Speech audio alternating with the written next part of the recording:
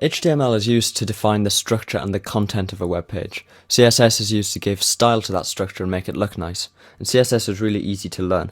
I'm going to start on paper by drawing out the design that I want. I want a header on my web page. You can say my website. On the left hand side I want some navigation with some links there. I want the main content to be to the right and then a footer at the bottom. You can have a copyright notice.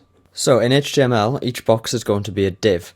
To define the structure even further, I'm going to put everything in a div, so then I can center that in the middle of the page. I'm going to put this middle section in a div as well, because in HTML it's good to define rows and then split the rows up into columns if necessary. So we're going to call this outer one container. We're going to give it the ID container. The hash means it's the ID. Then we've got hash header. This middle container I'm going to call content, and inside of content we've got hash nav for navigation and hash main for the main section, and then hash footer at the bottom. I want the background of the whole page around here to be grey. I want the background of container to be white. I want the background of header to be blue, and I want the background of footer to be grey as well. I want the whole thing to be 800 pixels wide. I want the content to have 10 pixels of padding around the outside.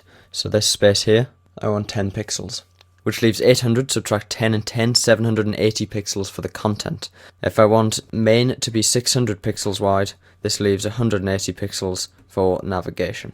Now I'm going to quickly create that HTML structure. First, in Windows Explorer you need to go to Folder Options and untick Hide Extensions for known file types. Then create a new text document. I'm going to call it index, and then change the .txt to .html. Index is the name you give to the home page of a website. I'm going to use Notepad++ to edit this. Any text editor will do. So HTML tags, then our head tags, and we have a title, my website. Body tags, we have a div with the ID container. Then we have a div with the ID header. Content. And footer. Inside content we have nav and we have main. If we just zoom out you can see all of those divs make up the structure we drew out on paper. So inside header we just want heading 1 saying my website. Inside nav, heading 3. Now for the navigation links it's a good idea to put them in an unordered list just for some nice structure. We might have about, we might have contact. Inside main, header 2, homepage. And I'm going to add 3 paragraphs. Paragraph 1, paragraph 2 and paragraph 3 of text. This is just lorem ipsum, which is nonsense text. And then finally in the footer, copyright ampersand copy semicolon gives you the copyright symbol 2014 Jake Wright. So if we save that and open it in a browser, you'll see all of the content is there, but it just doesn't look very nice at all and it doesn't have the layout that we want. This is where CSS comes in. Create a new file. I'm going to call it style.css. First we have to define a relationship between the HTML file and the CSS file. We do this with the link tag in the head section of the HTML. The first attribute is the relationship rel, and we tell it that it's a style sheet. The type of the file is text/CSS, and then the link or the path to the file, and since it's in the same folder we can use a very simple relative path of style.css, and then it's a self-closing tag like that. So the syntax of CSS, first you define an element that you want to target. So if I want to target an element with the ID header, I type hash header and then open curly brackets, and then further down close the curly brackets, and everything inside these curly brackets will be applied to anything on the page with the ID header. For example, I want to set the background color to blue, so set background hyphen color. Multiple ways to set colors. I can just type blue, but that doesn't give you much freedom and control. The best way to do it is with a hex code. If you Google HTML color codes you'll get a nice list of these. And I found earlier that 66CCFF is a nice shade of blue. When you do this, you must prefix the number with a hash. So if we save this and refresh our page, we get a blue background for the header. We might also want to make the text inside that div white. We do that by saying color, colon, and we can just type the word white. Then each line must end in a semicolon. I mentioned that I wanted the background of the whole page to be grey. You can target the whole page by targeting the body tag. You don't need a hash, just the word body. And we can set the background color hash EEE is the shade of grey that I want. You'll often see when all of the numbers or letters are the same, you can shorten it and just type 3 of them. Then we wanted our container to have a white background. I want the heading of the website to be centered. You can do that with text-align center. Remember the semicolon. And I wanted the whole page to be centered in the middle. And I wanted it to be 800 pixels wide. So this is why we wrapped everything in a container div, so we can set the width to be 800 pixels.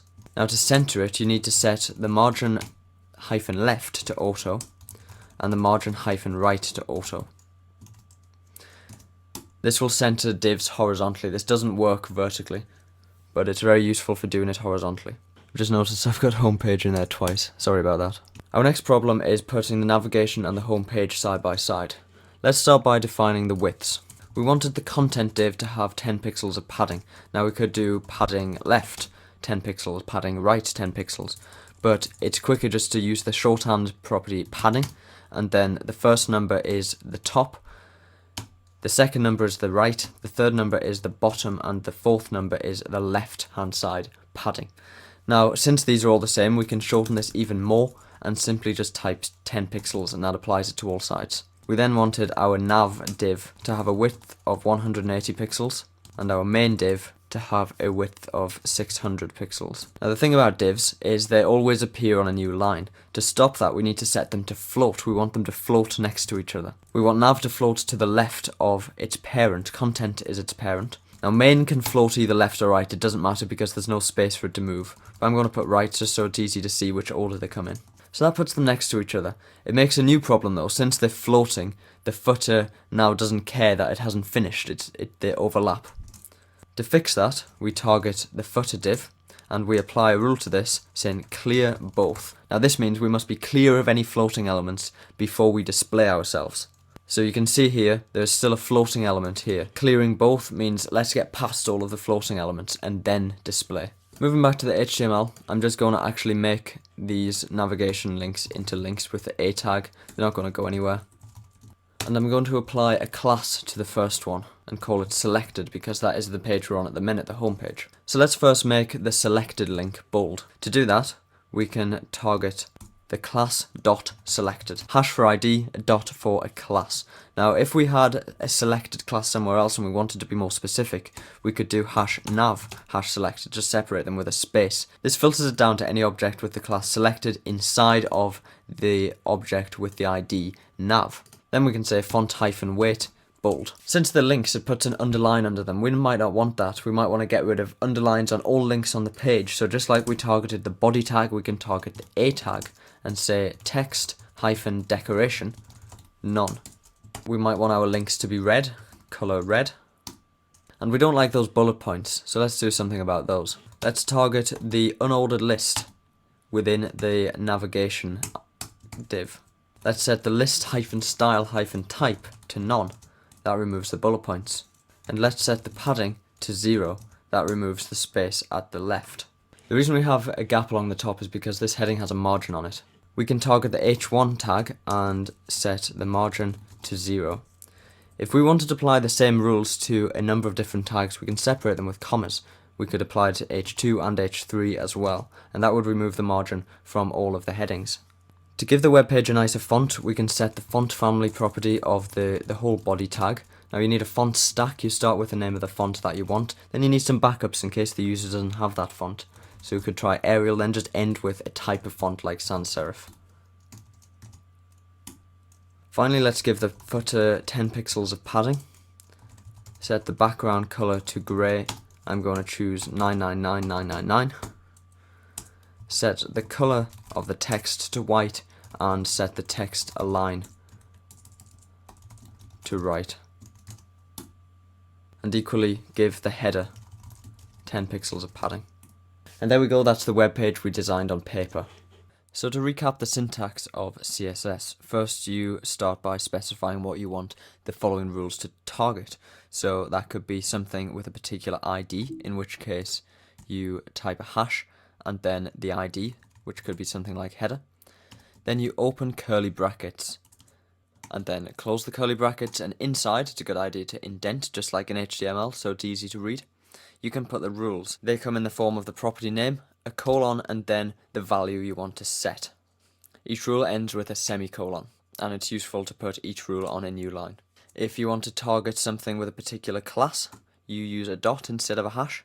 If you want to combine them, if I wanted to apply this rule to the object with ID header and all of the objects with class sidebar, I can do that by using a comma. If you want to target a tag instead of an ID or a class, you just type the name of the tag, so like A or body. If you want to be more specific, just separate the identifiers with spaces, so you can have hash content.sidebar. And this means apply this rule to any object with a class sidebar inside the object with the ID content. Of course, this doesn't have to be an ID, that could be a class. We could be even more specific. This chain can be as long as you want, as long as in the HTML, this is inside of this, and this is inside of this. One last thing I want to mention is that you don't need to put the CSS in a separate file. There are two other places you can put it. You can put it inside style tags, directly in the head section, just like that. Or you can use inline CSS. You can add the style attribute to any HTML tag. But it's better practice and much simpler if you keep the CSS separate in its own file, so I recommend doing that. Hopefully this has given you a good introduction to CSS, which will help you turn those plain websites into something presentable. Thanks for watching. Which is number plus number 2, and then we could output by typing echo sum 5 plus 3, which will, as expected, give us 8.